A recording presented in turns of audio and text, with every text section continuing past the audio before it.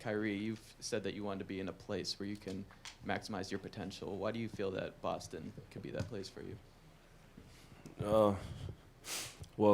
First and foremost, before we get into that question, before we dive into the importance of why we're all here, I just want to appreciate everyone up here on the stage and the opportunity that's in front of us to go after something that's bigger than ourselves. But before we get to that, I just wanted to say that sometimes we get lost into these two hoops in this basketball, that the most humane things that make us human, we lose track of sometimes. And I want to take a time out to wish my well energy and heartfelt to Jay Crowder and his mother, because that's a hard situation to go through, especially when it gets wrapped up in all this, as well as IT's sister, and as well as those affected in Charlottesville and those affected in Houston.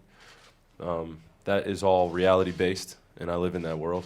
In this basketball, me perfecting my craft is very important to me, but outside of this game, I live a very much real life, and I appreciate all the people around me as well as all the human beings I end up meeting. And I just wanted to come out and say that my appreciation for the world goes deeper than I think a lot of people realize. And I take my respects for all those people as well as everyone affected by anything. We're all here with you, and my prayers are with you. So now that I said that, now that I could officially move on to answering that, being a part of, or getting the opportunity to be a part of such a illustrious organization such as the Boston Celtics, man, I grew up watching so many different films, and I asked Danny when we were at dinner if I could get a few of his VHS tapes from those championship runs that they had. Stone tablets. All those, and when you have the unique opportunity of having special people and being a part of an organization like this, and they do everything possible in order to put themselves out there to make such a great thing happen, you're just appreciative, and I'm grateful. And I can't wait to get on the floor and to maximize my potential. I just want to be around those incredible coaches and those incredible minds and incredible individuals. And I felt like in doing that, Boston came right at the exact time, and it was meant to be that way. So I trust in that, and I'm glad to be here. Kyle Hightower of the Associated Press. In your thank you note to Cleveland on Instagram, you referenced arriving there as a 19-year-old kid and taking the next step now in your journey as a 25-year-old man. I'm curious what you think the next step in your evolution is, and why you think it took switching locations to continue it. Well, when you get drafted into this great league, some of us come in at different ages, and as a 19-year-old kid, if you think about it, I'm starting my first year of college, or finishing my first year of college, my freshman year, and life hits. Man, you go to different hotels, you're in different places, in different cities, and you have to adjust to what's going on. And it took me a little while to do that. On the court was incredible, but then you start figuring out what is important to you off the floor and how it's conducive for your development on the floor. Then you start finding that importance, and then it all starts making sense. It took a few things for me to go through in Cleveland for me to understand that, of learning the hard way. But we're all human beings, and I think that we've all been through a few hard times to where it's changed the landscape of what you think and what you feel. So it was my time to do what was best for me in terms of my intentions, and that's going after something bigger than myself, and honestly being in an environment that's conducive for my potential. And I think that statement is just self-explanatory, because it's pretty direct in terms of what my intent is, and it's to be happy and be with a group of individuals that I can grow with. And that is not a knock on anything that has transpired in my 6 years, because it was an unbelievable experience, man. To think about what we accomplished in Cleveland, and then individually as well, it bypasses the amount of moments that I had with all the special people out there. So that me leaving there wasn't about basketball, it was more or less about creating that foundation of me in Cleveland, and then now taking this next step as a 25-year-old evolving man and being the best basketball player I can be. Emotionally for you, what has the last week been like? The roller coaster, it's had to have been some sort of roller coaster as the two teams tried to work things out. Well, throughout this time, I've been very patient in the approach. I knew what the intent was when I asked for the trade initially, and it just was left at that, just patiently waiting.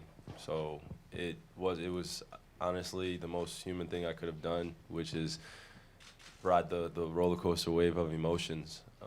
But the important thing was, at the time, was honestly coming off of the finals loss and kind of not wallowing in my sorrows, but trying to figure out the next step in order to achieving that goal. And in doing that, made it just a very courageous decision in order to take myself and my intent and want to be a part of something bigger than myself. And when Boston came a knocking, I was answering. So it was pretty awesome about the way it all transpired. Because throughout this time, I didn't say anything, not a word. And it was just assumptions and who said, and this camp and this source. And I don't want to dive into that, but I didn't say anything purposely because that's not the real life I live in terms of what you want, what this guy wants, and this person saying this one, what you can and can't do. I have a daughter and I have a family that I love dearly. And once I knew that the team was going to make a move, I was just patiently waiting. And that's been the approach the whole entire time. So. Kyrie, to your left, about 4 rows back here on the end. A lot of teams to beat in the East, but it's pretty clear. My name's Tom Lydon, Boston 25 News, by the way. A lot of teams to beat in the East, but it's pretty clear the team to beat the last 3 years has been Cleveland. I'm sure you've put some thought, now that you're on the other side, about what the key is to beating a team like that has the track record it has of getting to the finals 3 years in a row. From a strategic standpoint, I think that Coach Stevens can answer that better. And from the other standpoint of what reality is, we haven't met or sat down with everyone as a collective and gone over the important things and important steps that it takes in order to build into something special. So until we get to that point, I think I will have a better answer for you. But as of now, I'm just happy to finally get my jersey on the stage, as well as with Gordon and as well as the rest of my teammates, and meeting them over the next few days. So, Kyrie, Tom Westerholm with Mass Live. From what you've seen as an opponent, what are you looking forward to about playing in Coach Stevens' system? by the way, big fan of Mass Live, bro. Guess we got highlight tapes. No, I had one from the 2010 Spalding Hoop Hall Classic. Happy to help. Yeah.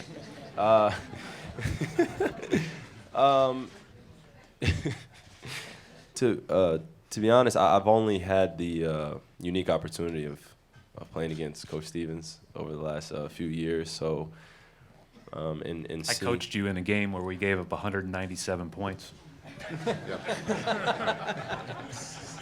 You know, that goes back to just playing both ends of the floor, Coach.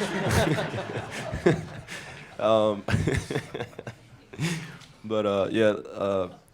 that I get to experience it firsthand, it's just of how intelligent I've heard that he is as a coach, and as well as his coaching staff, and to understand how maniacal he is in terms of the finite details of maximizing what you can out of the players that you have on the floor. And looking at it and scheme-wise, it's a pretty equatable offense in terms of what everyone's skill set is out there on the floor.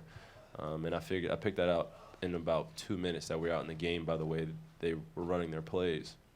There's always 2 or 3 steps, or let me give them credit, 4 steps ahead, because it's a constant wave in the game. In a change, it could go up and it can go down.